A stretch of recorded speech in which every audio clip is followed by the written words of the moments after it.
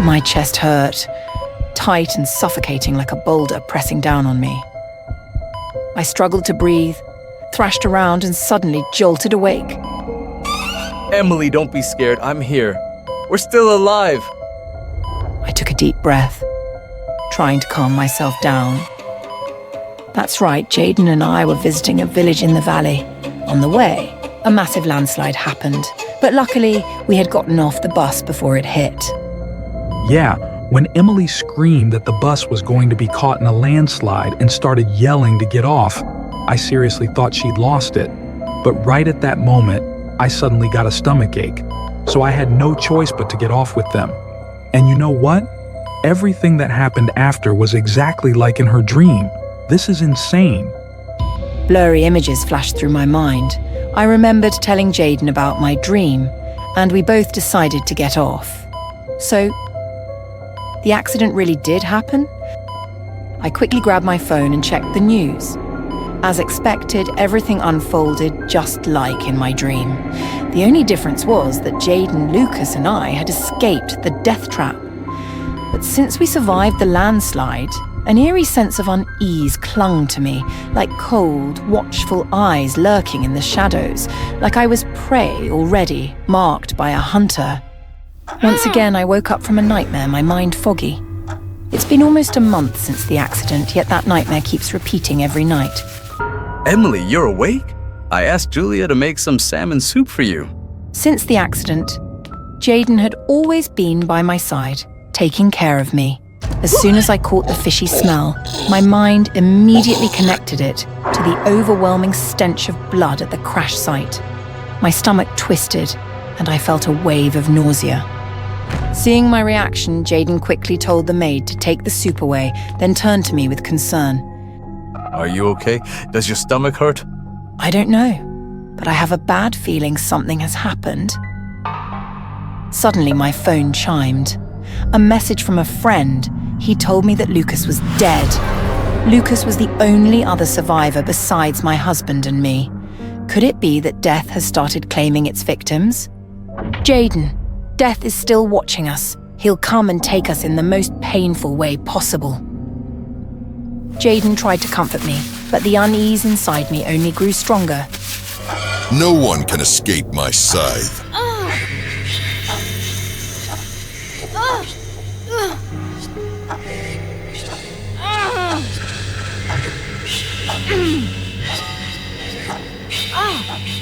The nightmares kept repeating, leaving me sleepless every night. My body was exhausted beyond limit. Emily, come with me. I found a way to free you from these nightmares. I had no idea what Jaden had planned, but I still followed him, an uneasy feeling growing inside me. Jaden led me to the basement, and the sight before me left me stunned. Julia, our housemaid, was lying unconscious, tied to a table. A sickening feeling crept into my gut. Jaden was about to do something insane. As if to confirm my fears, he suddenly placed a knife in my hand. Emily, all we have to do is offer someone as a sacrifice to death. He will spare us and grant us the lifespan of the one we sacrifice. Jaden, but that means we're murdering someone. Don't be afraid, Emily. I've taken care of everything. Julia only has a brother with autism. He can't take care of himself. As long as we send him Julia's salary every month, no one will question her disappearance. Jaden gripped my hand tightly and thrust the knife down. Hot blood splattered onto my face. I screamed in horror. I had become a murderer. I woke up in the middle of the night once again. Ever since we took Julia's life, I had been haunted by bloody visions of that horrifying night. Jaden, lying beside me, quickly woke up, his voice filled with concern. But I couldn't hear a thing. My ears were ringing. It seemed my body had reached its limit, worn down by guilt and endless sleepless nights. A sharp pain shot through my stomach. Jaden rushed me to the hospital in the middle of the night. We sped down the empty road when suddenly, the path ahead was blocked. It looked like the road was under maintenance. A deep sense of unease gripped my heart. I told Jaden to slow down and find another route. Don't worry, I'll find another way. But something felt wrong. Jaden tried to hit the brakes, but they weren't working. His frantic stomps did nothing. Right before my eyes, the brake pedal snapped off. Horrified, I looked ahead. The construction site was getting closer, but the car wasn't slowing down. We were about to crash into the workers. My heart stopped. I heard the tires screeching against the pavement, the car jerking violently as Jaden swerved.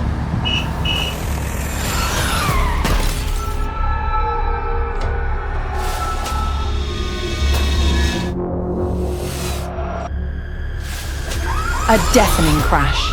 The car finally came to a stop, but not before slamming into a construction truck.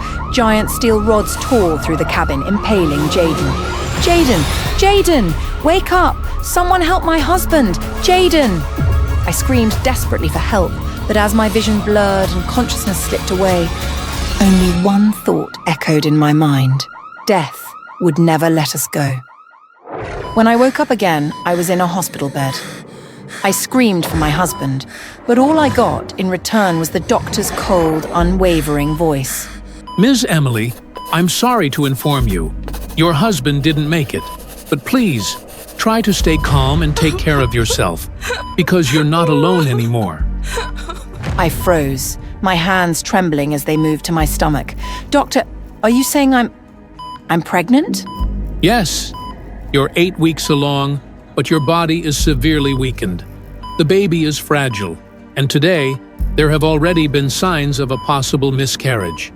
You need to rest. My mind spiraled in confusion when suddenly, a cold light flashed across my face, sending a chill through my entire body.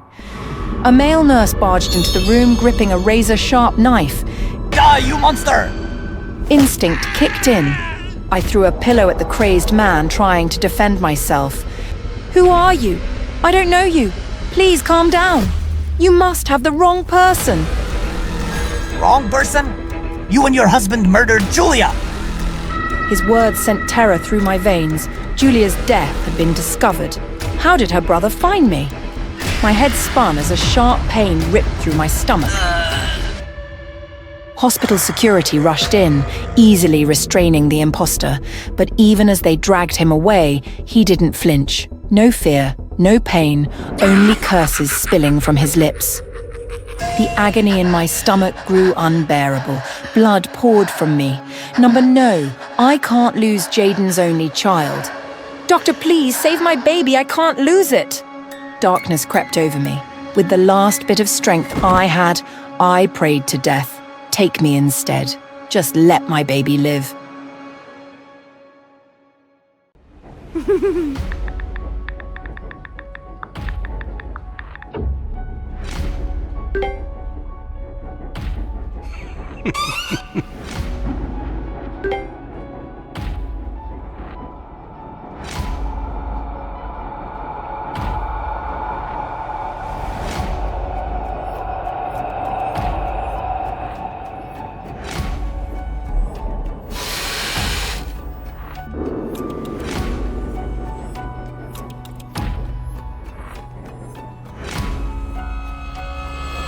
I'm Dakin, a hacker quietly working in the shadows of the deep web. My job is pretty straightforward.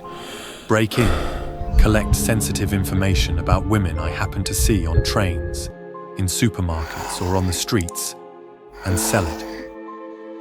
That night, while I was uploading a few screenshots of stolen messages onto my deep web account, a customer placed an order. Their request was simple. Spy on the messages of any female student on the subway. I frowned. A strange request, but nothing too difficult for me. Putting on a pair of contact lenses with a hidden camera and a wide-brimmed hat to conceal my face, I stepped out of my apartment and got to work. At 4 p.m, I was on the subway. It wasn't rush hour yet, so the train wasn't too crowded. I quickly scanned the passengers. A short-haired schoolgirl sitting alone caught my eye.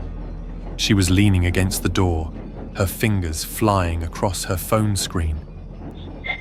She was the perfect target for today. I pretended to be just another passenger and casually moved closer to her without raising any suspicion. She glanced at me briefly before going back to her texting. Feeling confident, I silently hoped I'd find something interesting to dig up today. It seemed like she was texting a boyfriend named Naga. At first, the messages were pretty ordinary, just small talk and some random complaints.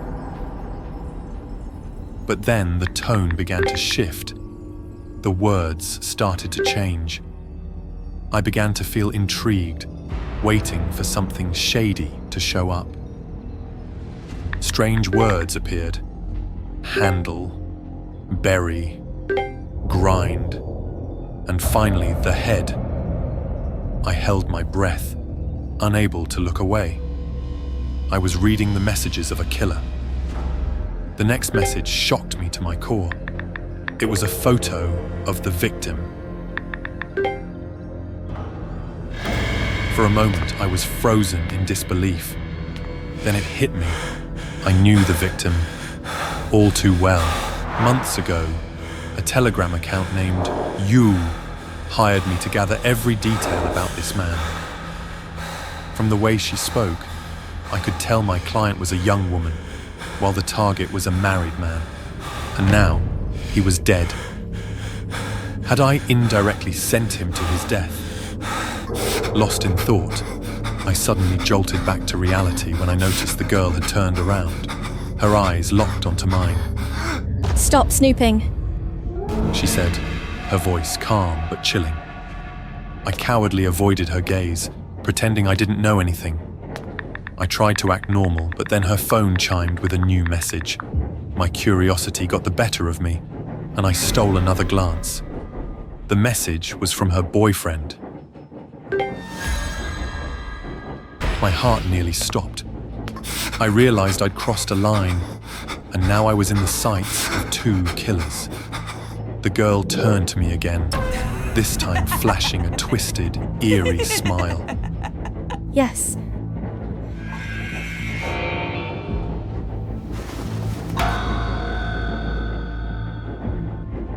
The blood in my veins turned to ice. I stumbled back, hitting the train door. Without wasting another second, I bolted, running toward the last car of the train. I thought I could escape. After getting back to my apartment, I locked the door. 3 layers of locks. I leaned against it, gasping for air, trying to calm myself. Suddenly, my phone buzzed. It was that You account again. They sent me a video. My hands froze as I stared at the screen, fear rising in my chest. But I couldn't fight my curiosity and tapped to open it. The video!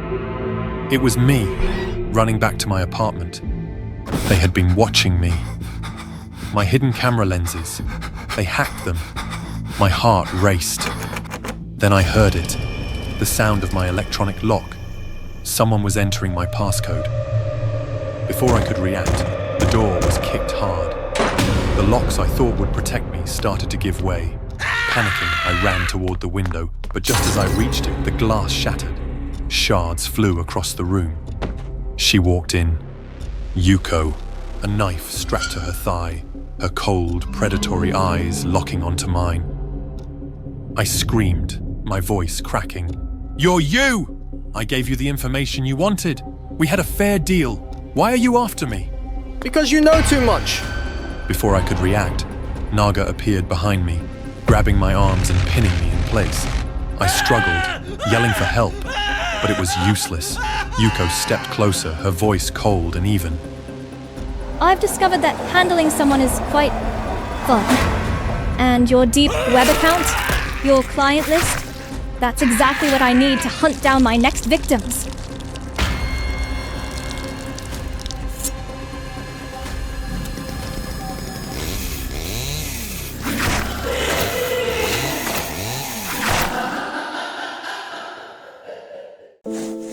When I first started working at La Belle Cuisine, I thought I had a chance to prove myself in the world of high-end culinary arts.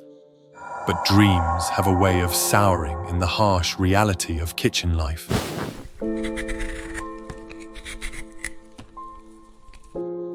Instead of plating delicate entrees or learning the secrets of fine sauces, I found myself relegated to gorying task, peeling mountains of potatoes. The kitchen's damp environment seeped into my skin, turning it rough, scabbed, and unrecognizable. Chef Laurent was the worst. His booming voice echoed through the kitchen, barking orders and criticisms with no regard for who was in his path. I was his favorite target. Paul! He bellowed one afternoon, slamming a wooden spoon on the counter. Even a monkey could peel faster than you. Are your hands broken? The other cooks laughed. My cheeks burned, but I kept my head down, fingers trembling as I worked the peeler. Every day was the same. The final straw came during a staff tasting. I'd spent weeks experimenting with recipes after hours, crafting a dish I hoped would finally earn me some recognition. When Laurent announced a tasting session, I seized the opportunity and presented my creation, foie gras. Laurent took one bite and spat into the dish. Garbage, He declared. Stick to peeling potatoes. That's all you're good for. Laughter erupted again, louder this time. My vision blurred with tears, but I swallowed them back. I smiled and nodded, but inside, something cracked. That night, alone in the kitchen, I stared at the pile of peelings I'd left unfinished. The steel glint of the peeler caught my eye, and my reflection stared back, warped and jagged. Then Laurent's voice echoed in my head. Stick to peeling. I'd been slaving for months, bending over backward for Laurent, only to be humiliated time and time again. If all he saw in me was someone to scrape and discard, maybe I'd give him exactly that. I threw myself into peeling, my knife flashing through tuber after tuber, sweat dripping from my brow onto the growing mound of mashed potatoes. My hands, calloused from relentless labor, began to ache. Without realizing it, the blade slipped, slicing through one of the hardened calluses on my palm. The sliver of skin fell onto the pile of potatoes, almost indistinguishable from the starchy flesh. I froze, staring at the tiny piece of myself nestled among the mash. An idea took root in my mind, grotesque yet irresistible. What if? Driven by exhaustion and a twisted sense of rebellion, I picked up the peeler. Slowly, deliberately, I shaved off another patch of rough skin. The pain was sharp but fleeting, and the satisfaction of reclaiming control was exhilarating. I examined it, transfixed. It was almost poetic, the way my own body could be reduced to nothing but scraps, just like the potatoes, just like Laurent wanted. I mixed the pieces into the mash, seasoning it with salt, pepper, and herbs. The next day, the dish was a hit. Customers raved about the unique depth of the mashed potatoes, praising Laurent for his ingenuity. He basked in the accolades, his chest puffed out with pride, while I stood in the shadows, silently savoring my secret. But the praise didn't change my position. Laurent continued to belittle me, taking full credit for the dishes I prepared. Oddly though, I no longer felt humiliated when peeling potatoes.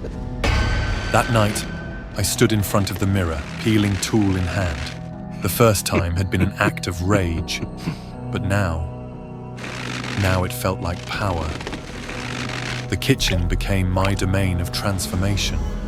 My worsening skin condition provided ample material to mix into the potatoes. Scabs, patches of dry skin, even the occasional drop of blood, all found their way into the mash. With each strip of skin I removed, I felt lighter, freer. I was no longer just Paul, the potato peeler, the kitchen grunt. I'd gather the strips, mix them into the batch of mashed potatoes. I was the secret ingredient, the thing that made their meals unforgettable. The restaurant's reputation soared. Laurent basked in the glory, oblivious to the true source of his newfound success. But my body didn't heal the way I expected. Where I'd peeled, the skin didn't grow back. Instead, strange, pale patches emerged, soft and glistening like raw fish. The pain became a constant hum, but it didn't matter. The dishes were all that mattered. Then, one night, as I prepared another dish, Laurent burst into the kitchen, red-faced. What is this? He demanded, slamming a bowl onto the counter. I froze. The broth shimmered with an oily sheen, and tiny pale fragments floated to the surface, pieces I hadn't chopped finely enough. Explain yourself! He roared, grabbing my arm. His grip tightened, pulling up my sleeve. The bandages unraveled, revealing the patchwork of raw flesh beneath. His eyes widened in horror. What have you done? He whispered, his voice barely audible over the pounding of my heart. I smiled, the first genuine smile I'd felt in months. I've been giving you what you wanted, chef. A piece of me in every dish. Laurent stumbled back, clutching his stomach. His face turned pale as the realization hit. The critic, the patrons, the accolades, all built on the foundation of my sacrifice. He retched, the sound echoing through the silent kitchen. I turned back to the cutting board, the peeler gleaming under the fluorescent lights. There was still so much more to give.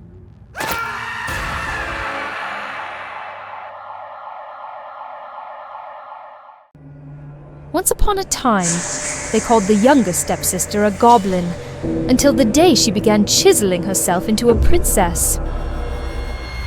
I used to think that love could forgive anything, even a face like mine. People called me names when I was little. Goblin girl, plump elf, crooked nose freak. I got used to it. I buried myself in books and wrote poems under the sheets at night, stringing together words about a prince I'd never meet. But then he came along, Prince Han. He wrote verses more beautiful than I ever could. I clipped his poems from the Castle Gazette and hid them in a box beneath my bed. I told myself, if someone like him could write like that, then maybe he could also see beyond the surface of things. That hope kept me warm. After my mother passed away, I stayed behind in the manor, living with my stepsister Cinderella. Cinderella was born lovely. Thin lips, pale skin, the kind of effortless beauty that earned glances from strangers before she even spoke. She was kind to me, in the way one is kind to a younger sister. But kindness isn't the same as understanding. When people looked at the two of us, they assumed who was chosen and who was forgotten. Then came the day in the woods. I had only wandered beneath the trees, hoping the quiet might soothe me, when distant laughter broke through the stillness. It was Prince Han and his hunting party, all dressed in silks and boasting about their exploits. One of them asked what kind of girl Han liked, and he didn't even pause.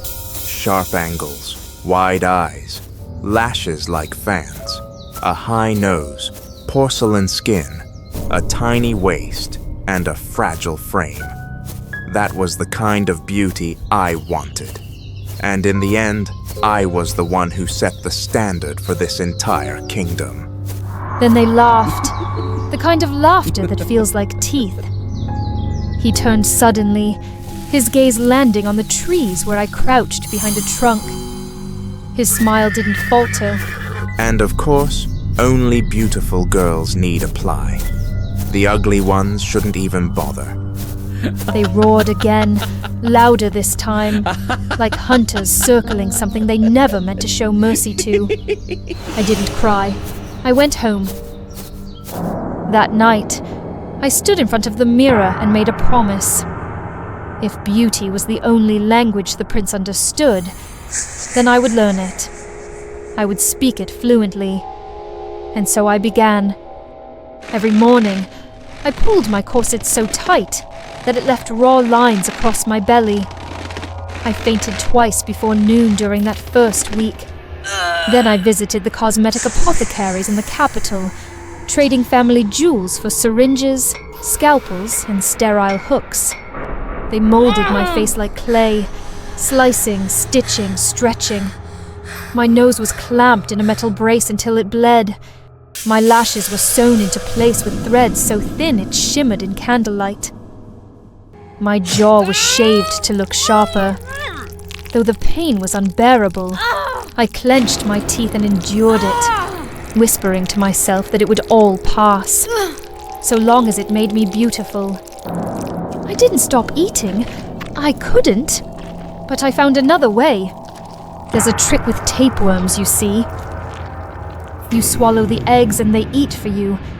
Your stomach shrinks and you still feel full. I told myself it was clever. Cinderella saw what I was doing. She begged me to stop, held my wrists as I trembled with pain after a facial nerve spasm. You don't need to do this. You were born beautiful. You'll never understand what it means to be told, every day, that you are less than human because of your face. She didn't reply. She just stood there, guilt pressing against her silence. The royal ball arrived. I walked in with a waist as slim as my breath, lips painted in a trembling curve. For once, people stared, no longer with pity or revulsion, but with admiration. Han looked at me and smiled. He asked me to dance. I floated toward the floor on fragile heels, my heart light, as if I were stepping into a dream finally made real.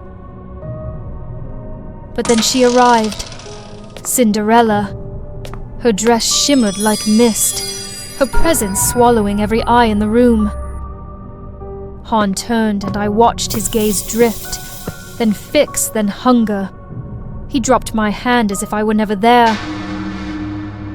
He asked her to dance. I stood at the edge, shivering beneath my borrowed beauty, and felt something cave inside me. I fled before the first chord of the waltz. Cinderella chased me home. In her rush, she lost a shoe on the palace steps. Glass, delicate, absurd. Han picked it up, his eyes gleaming with the thrill of a hunter who had just caught the scent of something rare. When Cinderella returned, we argued.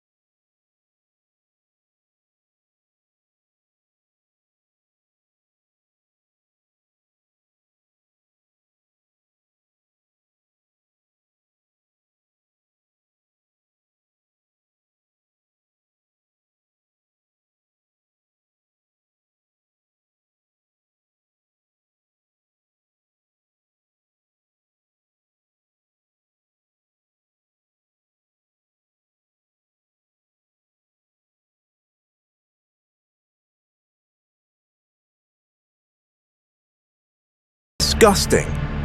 He pushed me away. My chest tightened, and suddenly, all the pain I had endured felt meaningless. Was it all truly for someone like the prince? The tears streamed down my face, unstoppable.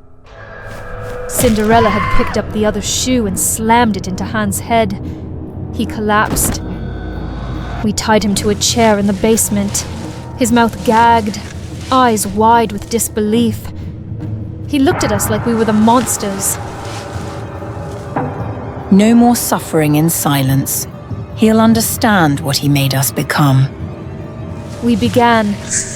We used the same tools they'd used on us. Surgical thread, nose clamps, heated bone pressers. I kept the iron rods steady as Cinderella quietly sewed his eyelids wider, murmuring poems that sounded all too familiar, perhaps even mine. With each pulled thread, each careful slice along his skin, I saw the echoes of a pain I had once survived. He wept through it all. By the time we were done, his face was grotesque, exaggerated, hollow, warped by the very standards he once worshipped. We didn't stay. We packed the jewelry, wrapped our wounds, and left the kingdom behind.